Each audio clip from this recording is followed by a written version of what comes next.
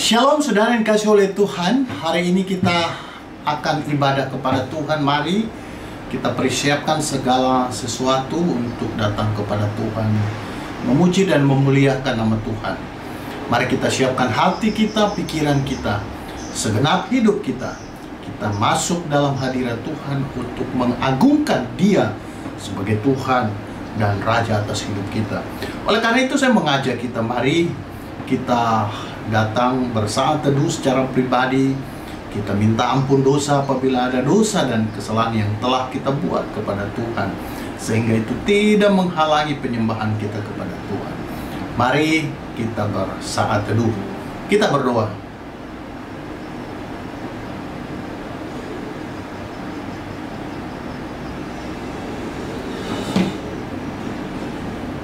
Amin.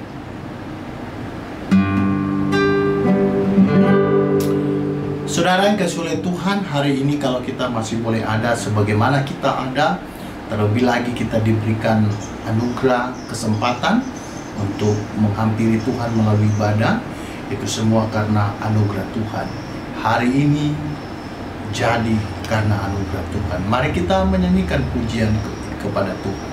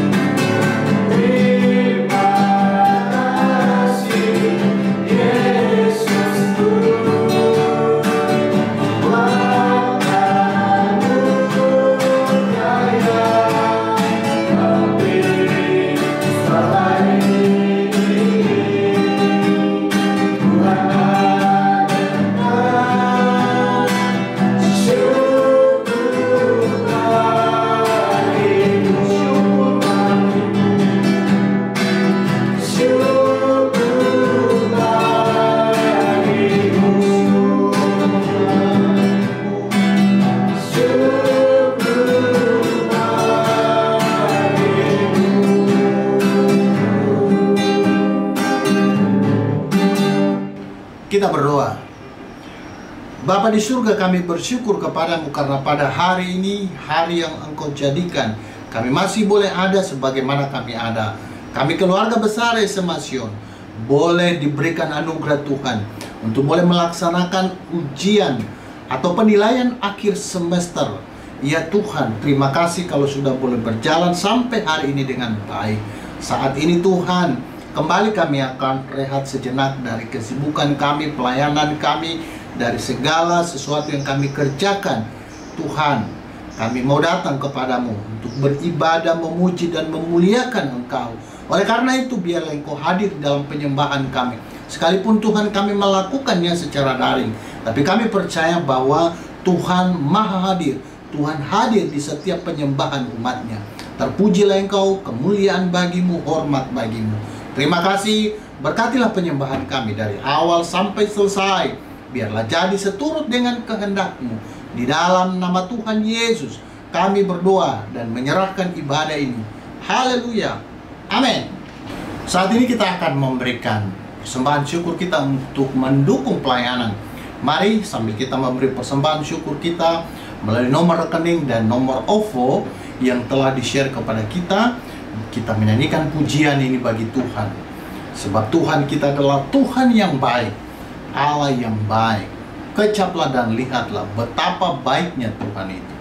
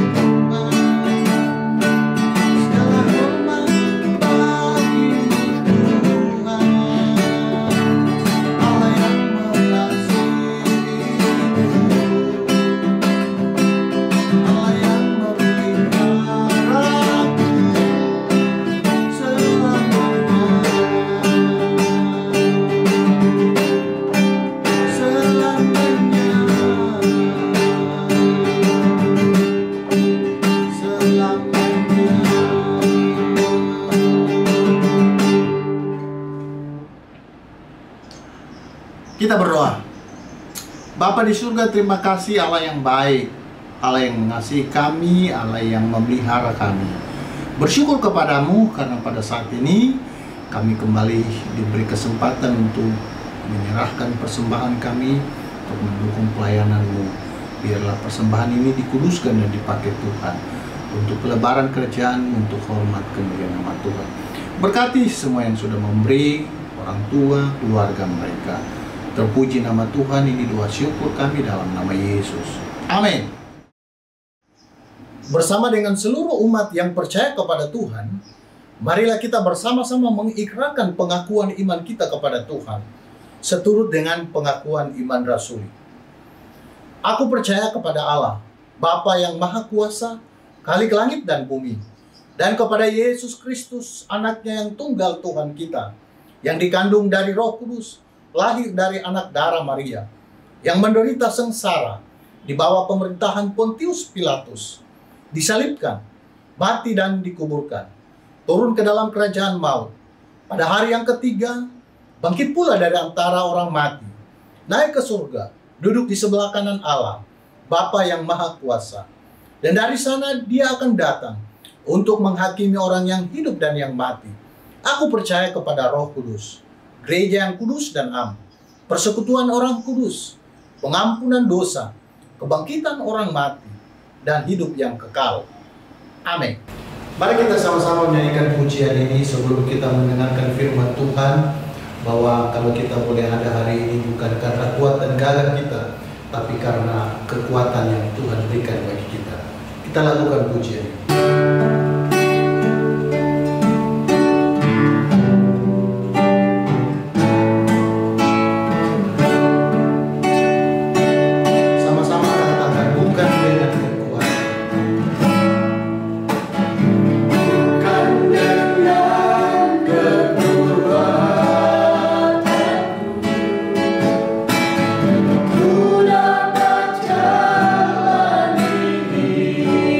Hidup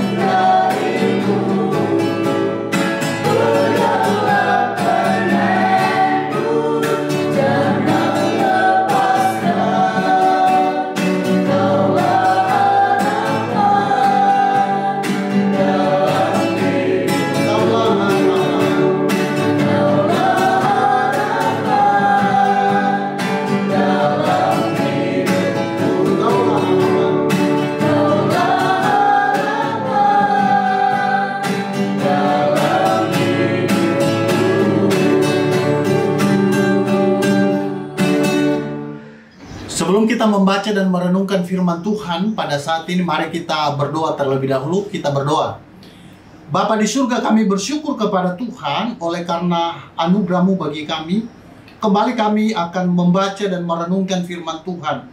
Sebelum kami membaca merenungkan firman Tuhan ini, kami menyadari bahwa kami membutuhkan kuasa Tuhan, kuasa Roh Kudus-Mu untuk membantu kami memahami maksud firman-Mu. Terlebih lagi hamba-Mu yang Tuhan percayakan untuk menyampaikan firman Tuhan. Tuhan urapi, Tuhan pakai. Terima kasih Tuhan, berkati semua kami yang mendengarkan dari rumah kami masing-masing.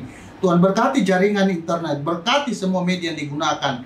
Biarlah semua dapat berfungsi baik. Terima kasih Tuhan, kami serahkan pemberitaan firman Tuhan ini dari awal sampai selesai. Dalam nama Yesus, kami berdoa bersyukur. Haleluya. Amin. Baik, Bapak Ibu Saudara yang kasih oleh Tuhan, tema kita pada hari ini adalah arrogance versus confidence. Ya, saya punya cerita. Ada rombongan wisatawan yang menumpang bis pariwisata yang mengantar mereka berkeliling kota London. Ketika mereka melewati Katedral Saint Paul, sopir bis menceritakan bahwa dibutuhkan bertahun-tahun untuk membangun gereja tersebut dan merupakan karya terbesar dari Sir Christopher Wren, ya, pendiri daripada katedral tersebut. Nah, kemudian seorang nenek yang duduk di bangku bagian belakang yang merupakan rombongan, salah satu rombongan dari wisatawan itu, tiba-tiba dia berkata seperti ini. Di Doncaster itu adalah daerah asal nenek itu. Di Doncaster, kami juga membangun bangunan yang sama dan bisa selesai dalam waktu 6 bulan. Kemudian, singkat kata, perjalanan berikutnya mereka lanjutkan ke Millennium Dome. Itu tepatnya di daerah di Greenwich, ya. Kembali sang sopir menjelaskan, dibutuhkan dana jutaan pound sterling dan perlu waktu 2 tahun untuk membangunnya. Ya. Kemudian nenek tadi kembali menimpali dari belakang. Pak sopir, di Doncaster, bangunan seperti itu bisa diselesaikan dalam jangka waktu lebih pendek dan dengan biaya yang lebih rendah. Nah, akhirnya wisata, lalu kemudian dilanjutkan lagi perjalanan keliling, lalu akhirnya mereka tiba di Trafalgar Square. Tapi kali ini si sopir diam saja. Sampai si nenek kemudian menegurnya, ya, dia heran kenapa Pak sopirnya tidak menjelaskan lagi. Lalu kemudian nenek bertanya kepada Pak sopir, Pak sopir, tiang-tiang yang berada di dekat air mancur itu dan yang berada di belakang patung-patung singa itu kapan dibangunnya ya? Kemudian dengan tenang sang sopir menjawab, wah, saya juga tidak tahu, Nek. Ya. Semalam saya lewat di sini, tiang-tiang dan air mancur serta patung-patung singa tersebut belum ada.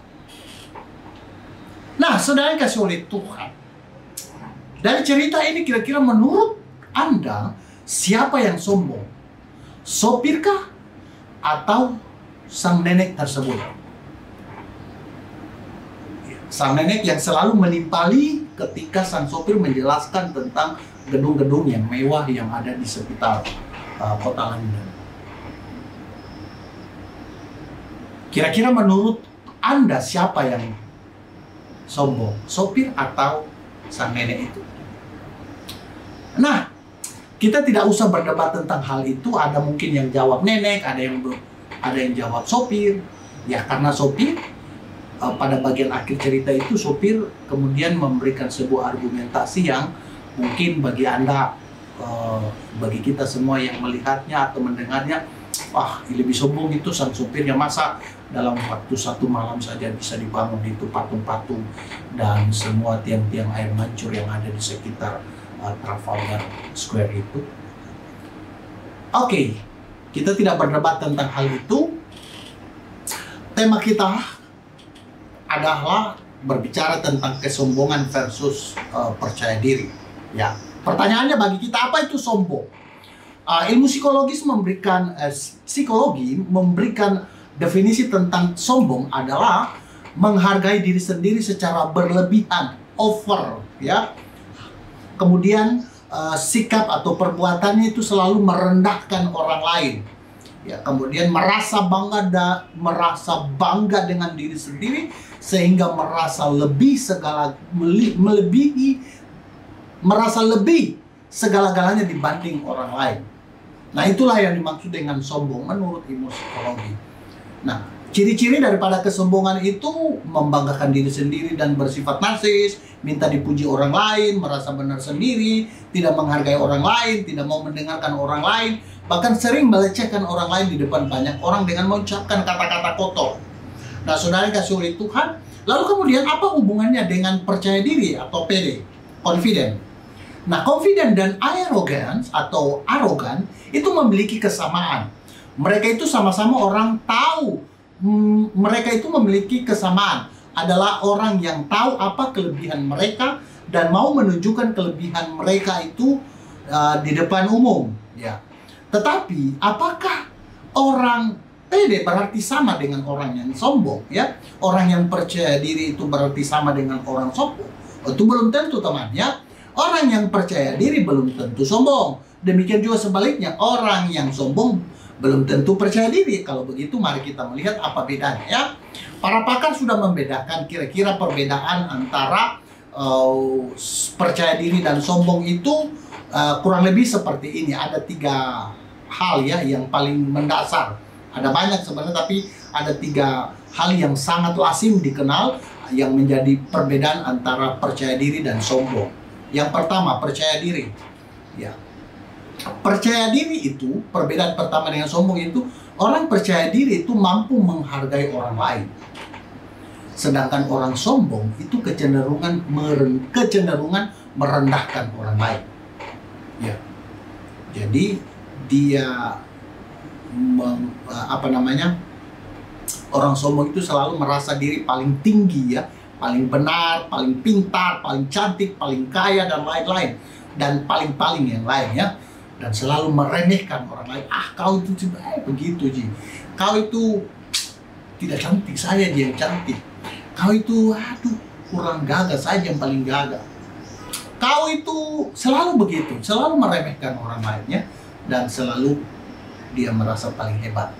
Oke, nah terus orang pede itu tadi saya bilang bahwa dia mampu menghargai orang lain, ya.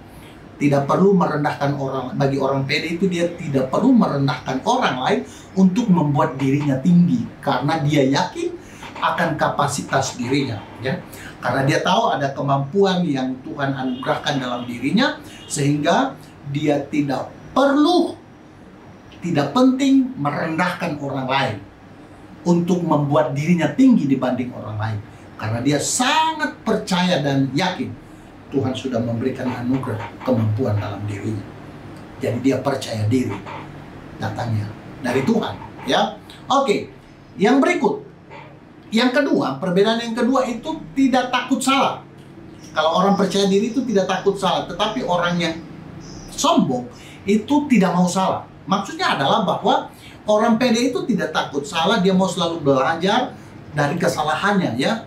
Kalau dia salah, dia belajar dari kesalahannya karena dia tahu pembelajaran yang berharga itu mulai dari dirinya. Jadi dia selalu memperbaiki, ya. Dia tampil, dia berani tampil, dia percaya diri tampil, tetapi ketika dia salah, itu dia belajar dari sana. Ya, dan dia tidak takut dengan kesalahan. Bahkan waktu dikritik pun, dia menerima kritikan, masukan untuk dirinya. Dan itu dijadikan pembelajar. Sedangkan orang yang sombong itu cenderung menyalahkan orang lain. Ya, orang saya benar, dia yang salah. Dia selalu cari-cari. Padahal mungkin kalau sebagai seorang pimpinan atau sebagai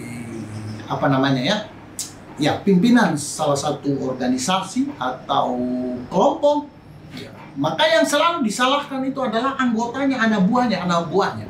Dia tidak mau disalahkan. Seharusnya pimpinan yang baik itu ketika anak buahnya salah, dia yang pasang badan, oh saya yang salah, dia yang minta maaf. Nah, orang yang sombong itu tidak mau seperti itu. Ya, dia selalu cari kesalahan orang lain dan dia tidak mau disalahkan. saya tidak mungkin salah. Dia berpikir itu, dia merasa tidak pernah salah. Nah, itu orang sombong itu seperti itu. Sulit menerima kesalahan, bahkan mengaku diri salah pun itu sangat sulit. Itu ciri-ciri orang sombong. Ini menurut ilmu psikologi ya. Jadi dia sulit untuk mengakui bahwa dia salah. Ya, jadi kurang lebih seperti itu. Jadi yang ketiga, perbedaan yang ketiga antara pede dan sombong. Yang ketiga, itu orang pede itu menunjukkan kemampuan sesuai kebutuhan. Jadi dia lihat dirinya dan lihat kebutuhan yang ada. Oh, ternyata ini dibutuhkan dan dia mampu dalam hal itu. Contoh umpamanya, oh tidak ada WL dan dia mampu WL. Kalau kita di ibadah, dia memberikan dirinya, dia percaya diri karena ada kemampuan dalam dirinya sesuai dengan kebutuhan yang ada, dia berikan itu ya. Dan ketika dia tidak mampu, dia juga akan bilang, oh saya tidak mampu. Kalau dia sudah lihat ukur, oh bukan bagian saya, dia dengan rendah hati. Dia tidak akan selalu tampil perfect, dia akan tidak selalu tampil artinya bahwa dia bisa dalam segala hal.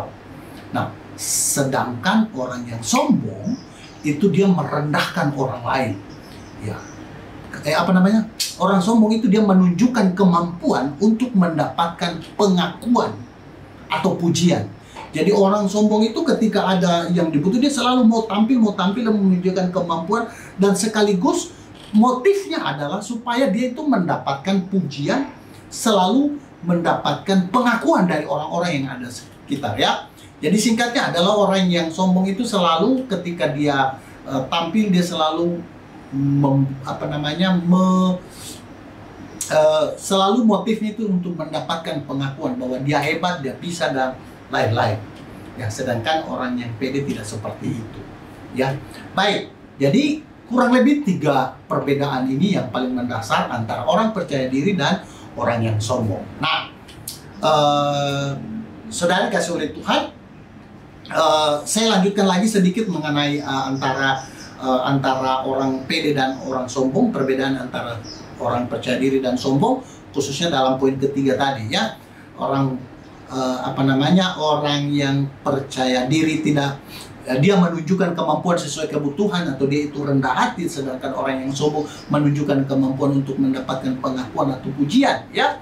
Maksudnya adalah orang sombong itu haus akan pujian. Dia selalu mau menunjukkan kelebihannya untuk mendapatkan pujian.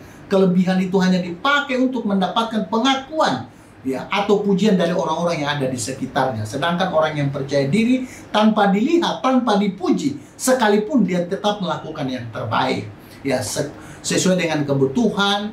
Kalau memang butuh, dia akan lakukan karena memang dia mampu. Nah, itu dia kurang lebih ya.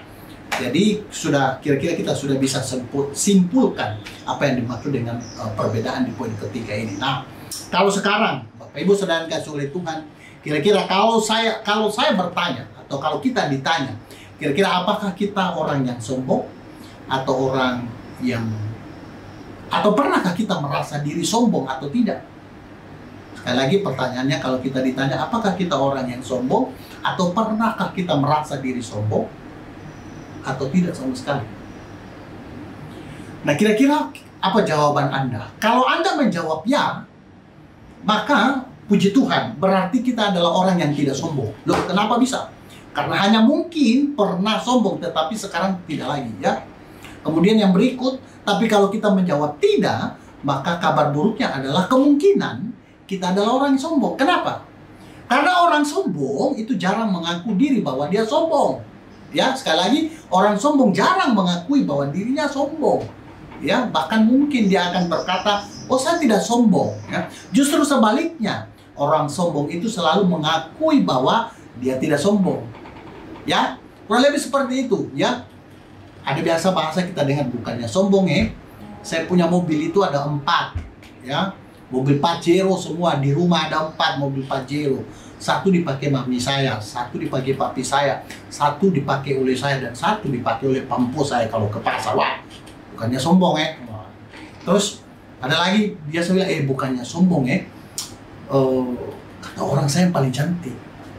Bukannya sombongnya saya yang paling gagah di Makassar, RT 1.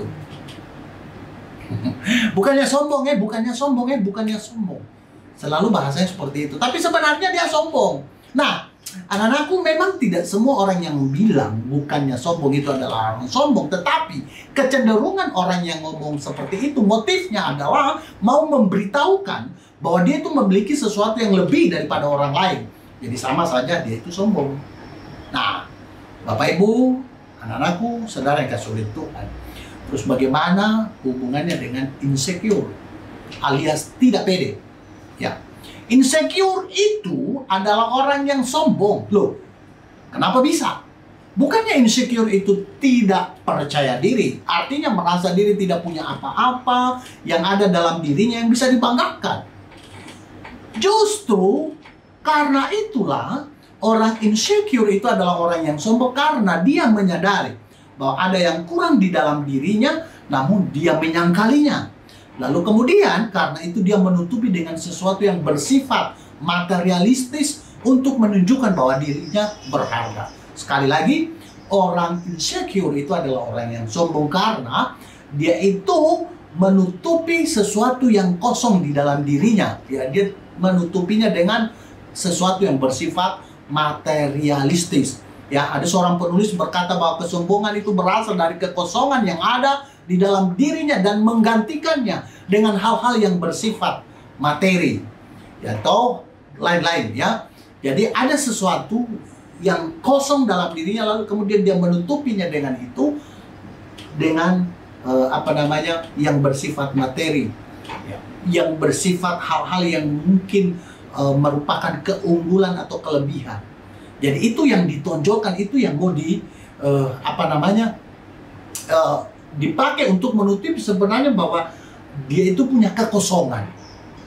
Jadi seperti ini, ya. Jadi dia menjadikan standar hal-hal materi atau bersifat materi itu harta, pinta, fisik, followers. Kalau kita di dunia sosial media itu, ya, followers dijadikan sebagai standar bahwa dirinya itu berharga, dirinya itu punya harga diri. Kalau dia followersnya banyak, kalau dia hartanya banyak, atau pintar, ataupun fisik, dan lain-lain. Nah, sebagai anak Tuhan itu kita tidak boleh seperti itu, ya. Karena ini dibenci, inilah yang dibenci oleh Allah. Kita lihat di dalam Alkitab, Yakobus 4 ayat 6. Ya, saya membacakan untuk kita karena durasi, saya bacakan untuk kita. Allah menentang orang yang congkak tetapi mengasihani orang yang rendah hati. Sekali lagi, Allah menentang orang yang congkak tetapi mengasihi orang yang rendah hati. Artinya bahwa Tuhan itu tidak senang, dia membenci, menentang, ya, orang yang sombong, congkak dalam hal ini. Ya. Jadi orang yang merasa paling kaya, paling pintar, paling pandai, paling dan lain-lain, itu Tuhan tantang. Kenapa? Karena semua itu dianugerahkan oleh Tuhan di dalam dirinya, dan itu bukan karena dia, bukan karena kita, tapi karena Tuhan yang menaruh itu di dalam diri kita, sehingga kita tidak boleh merasa bahwa kita itu paling kaya. Ya, kalau dalam hal materi itu kita harus selalu ingat bahwa selalu ada orang yang lebih kaya dari kita, ya. Selalu ada orang yang lebih daripada kita. Di atas langit masih ada langit. Jadi jangan pernah berpikir bahwa sayalah yang paling, saya yang paling dan paling. Karena itu sikap seperti itu sangat bertentangan dengan firman Tuhan. Ya, ingat dalam kisah Daud versus Goliat. Goliat merasa bahwa dia itu orang yang paling hebat, ya, sebagai orang Filistin, dan orang Israel itu tidak ada yang mungkin bisa mengalahkan dia. Dia paling kuat, dia raksasa. Justru di atas puncak pengakuan seperti itu dia jatuh. Dan yang menjatuhkan lagi lebih memalukan adalah seorang yang kecil perawakannya, bukan lagi tentara, dia hanya seorang gembala domba, yaitu Daud. Ya, kalau bilang pengalaman berperangnya secara militer dia tidak punya, tapi dia punya pengalaman dengan kambing domba, dia punya pengalaman dengan binatang buas di padang atau di hutan.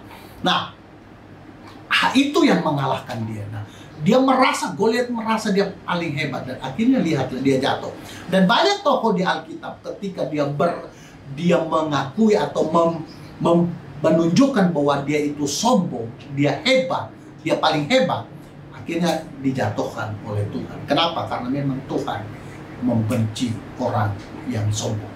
Jadi anak-anakku sedang kasih oleh Tuhan, dengan segala kelebihan dan keunggulan yang ada pada kita, mungkin kita lebih dari secara materi, mungkin kita lebih secara IQ, mungkin kita juga lebih secara fisik, kita cantik, kita ganteng. Tapi ingat, jangan pernah menganggap diri bahwa kamulah yang paling cantik, kamulah yang paling pintar, dan jangan pernah meremehkan, merendahkan orang lain. Ya, itu poinnya ya. Tidak boleh merendahkan orang lain. Jangan sombong, karena Tuhan menentang orang yang sombong. Nah, kemudian saudara kasih oleh Tuhan, beberapa waktu lalu sempat viral di sosmed ya, khususnya di TikTok ya. Mungkin sebagian kita ada yang tahu, kenal Maharani Kemala ya, yang oleh netizen dia dijuluki itu Crazy Rich asal Bali ya, karena kebiasaannya yang suka pamer barang-barang mewah di sosmed, khususnya di TikTok ya. Ia pamer, beberapa waktu lalu ia pamer mangkuk bermerek Hermes, mangkok ya, mereknya Hermes. Ketika dia jajan bakso di pinggir jalan ya, itu menjadi viral ya. Kenapa orang dia memperlihatkan, dia pasang di sosmednya. Dan Anda tahu berapa harga mangkoknya itu? Ya, jadi kan dia belanja bakso di pinggir jalan, lalu kemudian dia tidak memakai mangkok tukang baksonya, lalu dia buka dari tasnya, dari dalam tasnya yang berwarna oranye itu ya, ciri khas dari merek ini, lalu kemudian dia buka mangkoknya, dan ternyata mangkok itu bermerek Hermes. Kita tahu itu adalah brand yang, salah satu brand yang sangat mewah dan pasti harganya mahal. Nah, kemudian ini mangkok ini, Anda tahu berapa harganya? Itu 7 juta rupiah. Hanya satu mangkok 7 juta rupiah. Wah, kalau dibandingkan dengan kita ini, 7 juta itu kita sudah bisa hidup beberapa bulan ke depan. Dia hanya mangkoknya saja harganya 7 juta.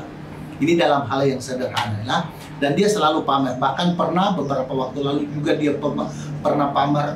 Jadi dia selalu menggunakan merek ini. Saya tidak tahu apakah tujuannya karena tujuan bisnis atau endorse atau dan lain-lain. Tetapi intinya dia selalu pamer akan hal itu. Kita tidak tahu motifnya apa. Tetapi kalau motifnya adalah, yang saya mau bilang adalah, kalau motifnya adalah bahwa dia mau meletakkan harga dirinya di atas barang-barang mewah bermerek itu, baru dia merasa dia hebat, dia cantik, dia terkenal dan seterusnya, maka saya mau berkata bahwa sebenarnya dia itu adalah orang yang sombong ya. Tapi kalau dia mau tujuan bisnis dan lain-lain, itu ya, itu saya tidak saya tidak komentari. Tapi secara, tunggu dulu, ada pengumuman. Mengerjakan tugasnya, disampaikan kepada seluruh pelayan ibadah dan untuk acara tutup tahun ajaran yayasan untuk segera ke aula. Sekali lagi disampaikan kepada seluruh pelayan ibadah dan yang terlibat di dalam acara, terutama untuk MC, untuk segera ke aula karena Pak Onel dan Joshua sudah standby di atas. Diharapkan segera naik ke aula. Terima kasih, Tuhan Yesus memberkati. Oke, anggaplah itu iklan yang lewat ya. Baik, kita lanjutnya. Jadi ketika kita menjadikan hal-hal berupa materi sebagai standar dari harga diri kita, maka di sanalah Tuhan menjadi kecewa dengan kita. Dan apabila sikap ini dibawa di dalam komunitas kita, di dalam relasi kita dengan sesama, itu akan menjadi toksik, khususnya di dalam komunitas, di dalam lingkup circle kita, berrelasi kita. Itu akan menjadi toksik dan itu akan menjadi pemisah. Akan menimbulkan adanya gap di antara kita dengan yang lainnya. Karena kita merasa, oh saya paling ini, lalu kemudian kita akan mencari orang yang sama dengan kita, yang kaya bergaul dengan yang kaya, yang miskin bergaul dengan yang miskin, ya. Itu kan menjadi masalah, dan itu tidak seperti itu yang Tuhan inginkan dalam sebuah komunitas, dalam sebuah relasi. Kita di dalam sebuah komunitas relasi itu baik rendah maupun tinggi secara status sosialnya, kita itu sama-sama di hadapan Tuhan. Kita harus bergandengan tangan, bergaul satu dengan yang lain. Tidak boleh membeda-bedakan, tidak boleh merendahkan orang lain. Kalau kita lihat dia lebih miskin, maka saya tidak bergaul dengan dia. Kalau kita lihat dia orang bodoh, tidak sehebat saya, tidak sepintar saya, tidak seperti saya, multi talented, ya, maka saya tidak bergaul. Oh, tidak boleh seperti itu, anak-anakku. Kita semua harus bergaul dengan semua orang. Kita semua sama di hadapan Tuhan. Kita harus hidup sama-sama dengan mereka, bergaul, saling menolong. Bahkan apa yang menjadi kelemahan orang lain itu menjadi yang ada pada kita, itu kita pakai menutupi kelemahan orang lain. Demikian pun sebaliknya. Di dalam segala keunggulan-keunggulan, kelebihan-kelebihan kita, pasti tetap kita memiliki kekurangan. Sehingga janganlah kita sombong, karena tetap kita butuh orang lain. Oke? Jadi seperti itu anak-anakku. Jadi tidak boleh materi menjadi standar kita di dalam berkomunitas, bahkan di dalam membangun relasi dengan orang lain, karena itu akhirnya akan menimbulkan terjadinya gap antara yang satu dengan yang lain, yang kaya dan miskin, yang pintar dan yang bodoh, dan lain-lain. Ya, Tuhan senang, Tuhan tidak senang dengan orang yang menaruh harga dirinya hanya pada hal-hal yang sepele seperti materi. Ya, bahkan Tuhan telah memperingatkan kita di dalam 1 Timotius pasal 6 ayat 17. Saya bacakan untuk kita dalam terjemahan baru, berkata, peringatkanlah kepada orang-orang kaya di dunia ini agar mereka jangan tinggi hati dan jangan berharap pada sesuatu yang tak tentu seperti kekayaan, melainkan pada Allah yang dalam kekayaannya memberi kepada kita segala sesuatu untuk dinikmati. Jadi jangan pernah membanggakan kekayaanmu. Tuhan memberikan perintah melalui Timotius supaya diperingatkan orang kaya di dunia ini jangan tinggi hatinya. Artinya jangan sombong. Ya, karena apa? Karena itu semua hanya titipan, itu ada semua anugerah yang Tuhan berikan bagi kita. Justru kita diberi tanggung jawab untuk mengolah itu, untuk menjadi berkat, bukan hanya untuk diri kita, tapi juga untuk orang lain. Amin, amin. Dan kemudian mari kita belajar sebagaimana Tuhan yang tinggi. Secara kedudukan dia tinggi. Kenapa? Karena dia penguasa, tetapi dia tidak mempertahankan kealahannya itu, ketuhanannya itu sebagai sesuatu yang harus dipertahankan. Bahkan dia datang ke dalam dunia merendahkan serendah-rendahnya, bahkan sampai mengambil rupa sebagai seorang hamba. Itu artinya bahwa dia betul-betul mengosongkan diri, kata Alkitab. Dia mengosongkan dirinya, artinya dia tidak menganggap kealahannya itu sebagai sesuatu yang harus ditonjolkan, harus dipertahankan. Untuk apa? Untuk menjangkau manusia kita yang berdosa ini, yang hina ini, yang harus binasa ini, supaya kita diselamatkan. Dia merendahkan dirinya. Tuhan sudah memberikan contoh teladan bagi kita. Oleh karena itu mari kita juga menjadi contoh teladan bagi orang lain, khususnya bagi mereka yang belum mengenal kebenaran, belum mengenal Tuhan. Kita menjadi orang yang rendah hati satu dengan yang lain. Anak-anakku, saudara kasih oleh Tuhan, harga diri jangan diletakkan di atas materi. Sekali lagi, harga dirimu jangan diletakkan di atas materi, ya. Harga dirimu jangan diletakkan di atas merek, di atas barang bermerek. Harga dirimu jangan diletakkan dengan merek mobilmu. Jangan diletakkan pada merek handphonemu. Jangan diletakkan kepada materi-materi yang lain. Tetapi harga diri kita, sekali lagi, tetapi harga diri kita, saudara dan saya, harus diletakkan pada apa kata Tuhan tentang kita.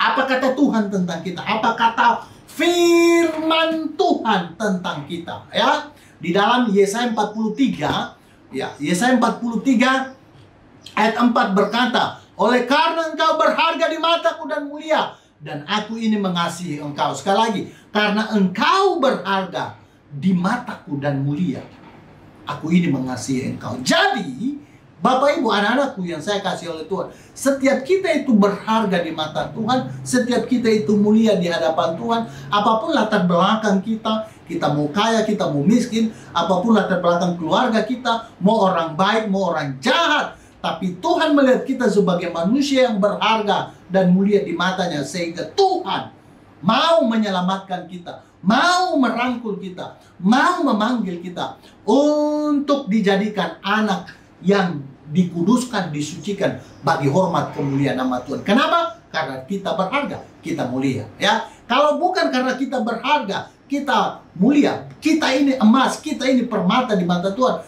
tidak mungkin Tuhan mau datang, mau mencari kita, mau menyelamatkan kita. Tapi sekali lagi, seperti seorang penafsir Alkitab berkata, seandainya di kolong langit ini, di dunia ini, hanya ada satu orang berdosa, dan itu kau atau saya orang berdosa, Tuhan tetap akan datang dan mau mati bagi kau. Kenapa? Karena kita ini berharga mulia di mata Tuhan. Jadi letakkanlah harga diri kita di atas itu semua. Kita berharga, kita mulia. Karena Tuhan mengatakan itu, Alkitab mengatakan seperti itu. Faktanya adalah karena kita berharga dan kita mulia, Tuhan membayar harga yang mahal bagi kita. Dia mati untuk kita. Dia dikorbankan untuk kita. Mati di atas kayu salib, dihina-hina. Luar biasa. Segala sesuatu dia lakukan untuk kita. Kenapa? Karena kita berharga dan mulia. Jadi materi itu bonus ya. Kalau ada kita, kalau kita berlebihan, itu bonus dari Tuhan, itu anugerah Tuhan bagi kita. Pergunakanlah itu untuk Tuhan, untuk menjadi berkat bagi sesama. Tetapi sekali lagi, tidak boleh kamu merasa harga dirimu tinggi karena hartamu. Ya, jadi anak-anakku yang saya kasih dalam Tuhan, janganlah kita sombong. Berhentilah untuk sombong. Ingat, C.S. Lewis pernah berkata, seorang penulis terkenal, C.S. Lewis berkata, kesombongan adalah dosa. Alkitab juga mengatakan itu dosa. Dan ingat, asal muasal iblis itu, dia jatuh karena kesombongannya. Oleh dia malaikat yang sombong, yang mau menyamai seperti Tuhan, dan akhirnya jatuh menjadi iblis dan setan. Jadi sombong itu sangat dibenci oleh Allah.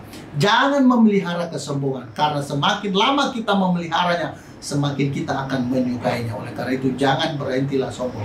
Orang sombong itu tidak mengenal Allah, kata C.S. Lewis. Jadi kalau kita sombong, sekalipun kita anak Tuhan, itu seperti orang yang tidak mengenal Allah. Jadi anak-anakku, sekali lagi, jangan sombong, tetapi berharaplah pada Tuhan saja. Dan letakkanlah semuanya itu hanya kepada Tuhan. Semua itu adalah anugerah Tuhan. Dan tetap rendah hati di hadapan Tuhan. Ya. Kita ini adalah hamba Tuhan. Kita ini adalah ciptaannya Tuhan. Kita ini adalah manusia biasa dia. Semua kita sama dalam pandangan Tuhan. Mari kita berdoa. Sebelum kita berdoa, saya rindu kita menyanyikan satu lagu ini sebagai wujud doa kita di hadapan Tuhan, sebagai respons kita terhadap firman Tuhan pada hari ini. Mari kita bersama-sama menyanyikan lagu ini.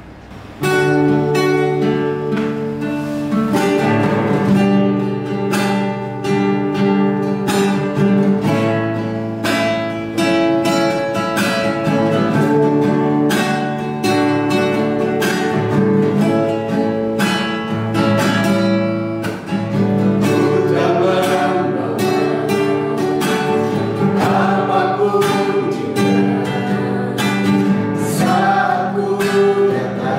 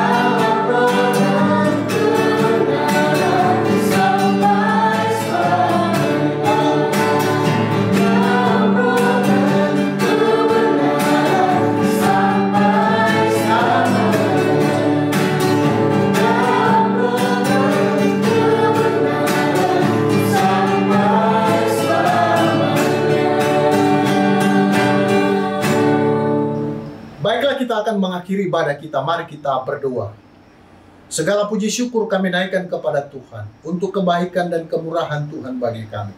Kami sudah boleh beribadah kepadamu. Terima kasih buat waktu dan kesempatan, kekuatan, kesehatan yang Engkau anugerahkan bagi kami. Kami sudah boleh beribadah. Firman-Mu telah mengingatkan kami. Biarlah kami hidup seturut dengan firman-Mu. Terima kasih Tuhan Yesus. Kami pada saat ini berdoa, menyerahkan seluruh anak-anak kami yang mengikuti ujian. Tuhan berkati setiap mereka agar dapat mengikuti ujian dengan baik dari rumah mereka masing-masing. Berkati jaringan internet, berkati semua anak-anak kami, berikan mereka hikmat bijaksana. Biarlah mereka boleh menjawab setiap soal dengan baik. Terima kasih Tuhan, taruhlah dalam hati mereka juga hati yang jujur di dalam mengerjakan tugas soal yang diberikan kepada mereka. Terpuji nama-Mu Bapa. Sekarang kami juga berdoa untuk seluruh Bapak Ibu guru yang akan mengolah nilai. Tuhan tolong berikan kami kekuatan, ketelitian, kehati-hatian, dan bahkan ya Tuhan hikmat-Mu agar dapat merampungkan tugas tanggung jawab kami sebagai guru dalam pengolahan nilai ini. Terima kasih. Ini doa kami kepadamu sepanjang hari ini. Aktivitas kami pagi, siang, sore, bahkan sampai malam. Tuhan pelihara kami, lindungi kami. Apabila ada di antara kami yang sakit, sembuhkan ya Tuhan. Apabila ada di antara kami yang berbeban, bergumul berat, berikanlah kekuatan, berikanlah kelegaan. Dan apabila di antara kami ada yang berbagai macam kesulitan, kendala yang dihadapi, Tuhan juga akan menolong, memberikan kekuatan ekstra agar dapat menghadapi semuanya. Inilah doa kami kepadamu ya Tuhan. Kami sampaikan di dalam nama Tuhan Yesus. Saudara-saudaraku, arahkanlah hatimu dan terimalah berkat. Kiranya kasih karunia dan damai sejahtera dari Allah Bapa, cinta dan kasih sayang dari Tuhan Yesus Kristus, pertolongan penghiburan dari Allah Roh Kudus menyertai kamu sekalian, mulai pagi hari ini sampai Maranatha Tuhan Yesus datang yang kedua kalinya. Amin. Demikianlah ibadah kita. Atas kesetiaan kita mengikuti ibadah, Tuhan Yesus memberkati. Dan bagi anak-anakku kelas 10-11, selamat mengikuti ujian hari ini. Tuhan Yesus memberkati kita semua. Shalom.